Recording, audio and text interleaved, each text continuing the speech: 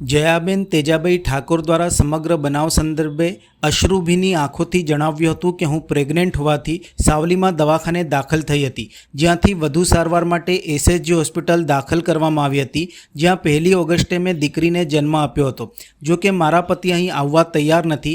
દીકરીનું મૃત્યુ થવા છતાં તે આવવા તૈયાર નથી। મારી જિંદગી મારા પતિએ ખરાબ કરી નાખી છે તેવા આક્ષેપો પણ કર્યા હતા અને કડક સજાની માંગણી કરી હતી। વધુમાં જણાવ્યું હતું કે મારા પતિનું નામ તેજાભાઈ ઠાકોર છે અને તે પાટણમાં રહે છે। ફોન પણ સ્વિચ ઓફ કરેલ છે। વધુમાં જણાવ્યું હતું કે મારા પતિ મારી પાસે રૂપિયા માંગે છે, મને કહે છે કે ફોન નહીં કરવાનો। 4 વર્ષ પહેલાં અમારા લગ્ન થયા હતા।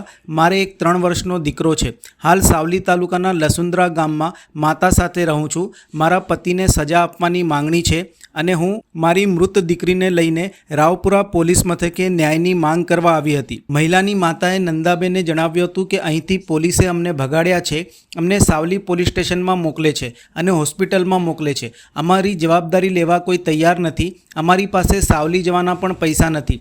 એક તરફ મૃતક બાળકીને લઈને પરિવાર પોલીસ મથકે મદદ અર્થે પહોંચ્યો હતો, ત્યાં રાવપુરા પોલીસની અસંવેદનશીલતા પણ સામે આવી હતી।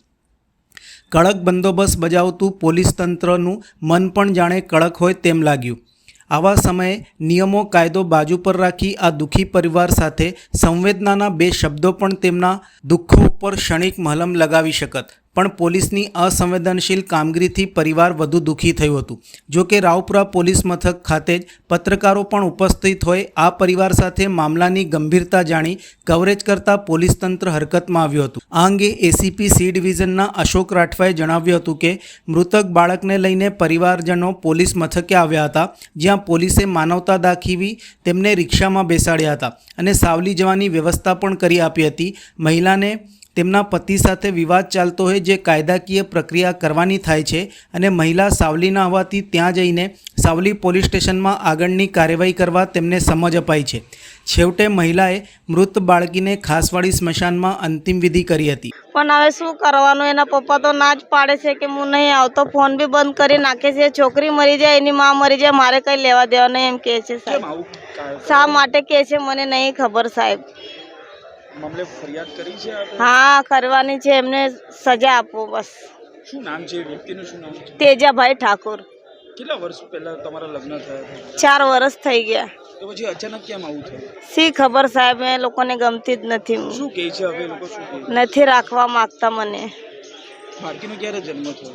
4 દિવસ થઈ ગયા। 1 તારીખ શુક્રવારે થઈ, રાત્રે 9 વાગે થઈ। શું હવે બાળકીની શું પરિસ્થિતિ છે? એક્સપર્ટ થઈ ગઈ? ઓફ થઈ ગયા છે। હવે કોઈ નથી જગતમાં, અમે સરકાર પાસે મદદ માંગે છે, અમારું કોઈ નથી સાહેબ। અમે ક્યાં જવાનું, અમારા કોઈ સગાવાલા નથી। અમે જલગાંવથી અહીંયા પેટ ભરવા માટે આવેલા, રોજ શેર લાવે, રોજ શેર ખાય સાહેબ, અને હવે મૃત્યુ થઈ ગઈ અમારા જોડે। કઈ એક ચા પીવાના બી 1 રૂપિયા નહીં સાહેબ। મેં જમીન જાહેર જોઈને મેં કીધું અમે ગરીબ છે તો સારા ઘરમાં છોકરી આપી, તો આ લોકોએ મારા અંગત દગો આપ્યો સાહેબ। ક્યારે બાળકીનો જન્મ ક્યારે થયો? 4 દિવસ થયા સાહેબ। શું કહે છે બાળકીના પિતા? હવે શું કહે, વાત કરવા માંગે છે કે પછી? ના, મારે નહીં જોઈતી, કે મારે નહીં જોઈતી, મારે આવું નથી, મારે રાખવું નથી કે કારણ શું ના પાડે? શી ખબર સાહેબ, કે મારે આ તો બહુ કાળી છે, કે મારે તો ઢોળી બૈરી લાવવાની છે।